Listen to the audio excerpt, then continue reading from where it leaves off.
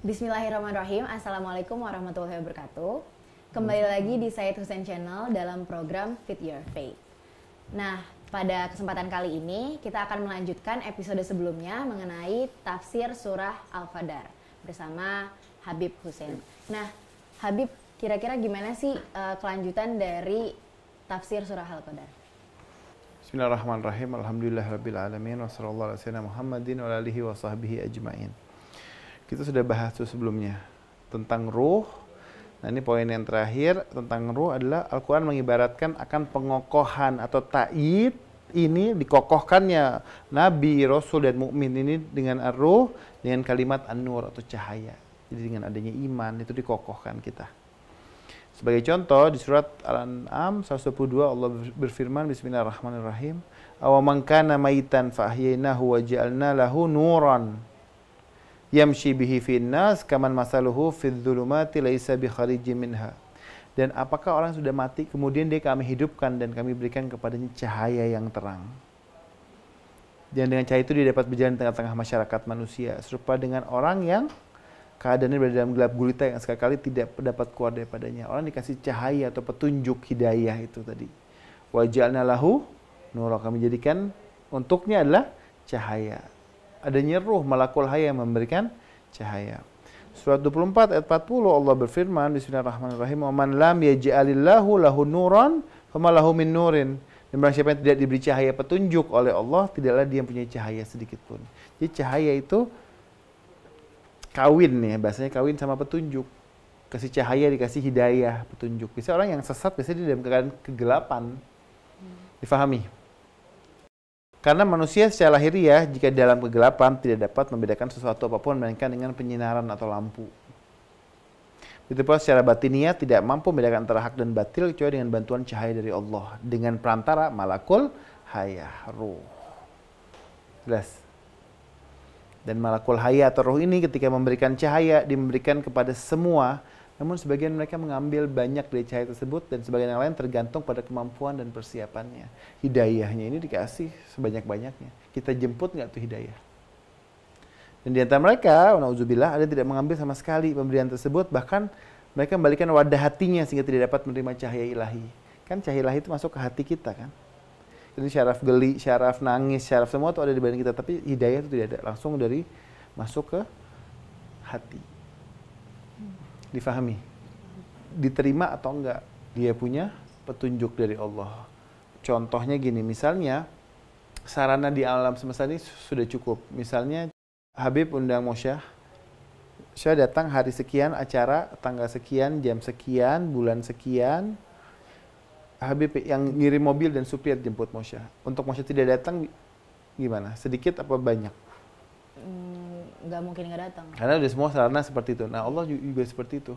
Adanya akal, adanya hati, adanya Al-Quran, adanya Nabi, adanya alam semesta, kosmologi dalam kajian, adanya aksiologi, adanya kesadaran ontologi. Kan semua yang kita punya ini, itu sarana untuk menuju kepada Tuhan sebenarnya. Mau apa enggak, hidayah udah disebar oleh Tuhan. Dengan akal, dengan hati, dengan semua. Difahami? Jelas ya? Ruh ini, malakul hayah, keberadaannya bersama siapa? Muhammad Al-Bagir berkata tentang surat 42 ayat 52, dan demikianlah kami wahyukan kepadamu ruh dari urusan kami. Sebelumnya kamu tidak mengetahui apakah kitab Al-Quran dan tidak pula mengetahui apakah iman itu. Tapi kami menjadikannya cahaya yang kami tunjuki dengan dia siapa yang kami kehendaki di antara hamba-hamba kami. Maksudnya apa? Kamu, wahai Rasulullah, belum mengetahui apakah itu Quran, apa itu iman, kamu belum tahu. Ya, kita tahu bahwa Nabi itu dia di atas makhluk, di bawah Khalik. Tapi segala sesuatu para Nabi itu kalau ilmunya belum dinisbatkan kepada Allah, ya dia bukan apa-apa, la syai'. Nabi itu kamu tidak mengetahui apa itu kitab, apa itu iman. Tapi kan Allah yang mengajarkan kepada Rasul. Difahami nggak? Sebelumnya Nabi tidak tahu apa-apa, tapi diajarkan oleh Allah. Tapi kami menjadikan cahaya yang kami tunjuki dengan dia siapa yang kami kehendaki di antara hamba-hamba kami. Maka lanjutannya itu ayatnya apa? Dan kau wahai Rasul ada pemberi petunjuk kepada jalan yang lurus. Tadi kamu nggak tahu apa-apa, kami beri kamu petunjuk. Muhammad al-Baqir berkata, sungguh Allah telah menurunkan ruh tersebut kepada nabinya dan tidak naik ke langit sejak dia turun, sungguh dia ada di kami. Bukan bersama kami, dia ada di kami. Jadi sudah menyatu tadi, pengokohan tadi. Ja'far as-Sadiq berkata, dia ruh adalah makhluk dari makhluk-makhluk Allah yang lebih agung dari Jibril dan Mikail. Sesuai yang Nabi sabdakan tadi. Ruh itu bersama Rasul mengabarkan kepadanya dan mengokohkannya. Dan dia bersama para pemimpin sepeninggal Nabi Muhammad. Diriwayatkan dari Mufaddal yang bertanya kepada Ja'far as-Sadiq, aku bertanya kepada tentang ilmu imam, dan beliau di rumahnya sementara titanya terbuka. Beliau berkata, wahai Mufaddal, sesungguhnya Allah telah meletakkan dalam diri Nabi Muhammad 5 arwah, 5 ruh. 1 ruh kehidupan yang dengannya beliau berjalan dan bergerak. Kedua, ruh kekuatan yang dengannya beliau bangkit dan berjuang. Ketiga, ruh syahwat yang dengannya beliau makan, minum, dan menggauli wanita dengan halal. Yang keempat, ruh keimanan yang dengannya beliau beriman dan adil. Yang kelima, ruh kudus, episode sebelumnya tuh. Kami perkuat Isa dengan ruh kudus, yang dengannya beliau membawa kenabian. Maka jika Nabi wafat, ruh kudus pindah kepada pemimpin-pemimpin setelahnya. Ruh kudus tidak tidur, tidak lalai, tidak bermain, tidak zalim, sementara 4 ruh lainnya tidur, lalai, dan bermain-main. Dan Ruh Kudus melihatnya. Jadi 5 yang di sisi Rasulullah. Difahami nggak? Allah berfirman surat Al-Baqarah ayat 97, "Qul man kana adwan li Jibril fa innahu nazzalahu ala qalbika bi idznillah musaddiqan lima baina yadayhi wa hudan wa busyra lil mu'minin." Katakanlah, barang siapa menjadi musuh Jibril dan telah menurunkan Al-Qur'an ke dalam hatimu, wahai Rasul, membenarkan apa-apa kitab yang sebelumnya dan menjadi petunjuk serta berita gembira bagi orang yang beriman. Misalnya memusuhi Jibril ini riwayatnya dari Ibnu Abbas. Sebab turunnya ayat ini diriwayatkan bahwa Ibnu Surya dan sekelompok orang Yahudi Fadak ketika Nabi datang di Madinah, mereka bertanya kepadanya, wahai Muhammad, bagaimana Anda tidur? Karena telah diberitahukan kepada kami tentang tidurnya Nabi yang akan datang pada akhir zaman. Nabi bersabda, kedua mataku tidur sementara mata hatiku terjaga. Itu gimana sih maksudnya? Mata hatiku terjaga tapi... Iya, jadi matanya dia tertidur tapi hatinya tidak tidur, tidak lalai. Itu khusus Nabi ya. Oh, jadi kita nggak bisa nih? Mungkin sulit ya. Mungkin hampir tidak ada gitu. Mereka berkata, engkau benar wahai Muhammad, beritahukan pada kami tentang seorang anak yang mana anak itu tercipta dari seorang pria atau seorang wanita. Nabi bersabda, tulang belulang, syaraf dan urat berasal dari laki-laki. Tulang belulang itu dari bapak.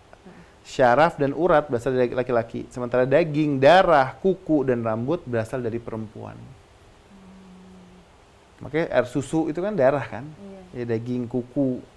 Mereka berkata, engkau benar wahai Muhammad, beritahukan kepada kami tentang Tuhanmu, apa itu? Maka Allah menurunkan ayat, Qul huwallah wahad, katakanlah di Allah yang Esa, sampai akhir ayat. Ibnu Surya berkata pada sekali lagi, jika engkau dapat mengatakannya, aku akan beriman kepadamu dan mengikuti agamamu. Malaikat mana yang selalu turun dari Allah untukmu? Nabi bersabda, Jibril.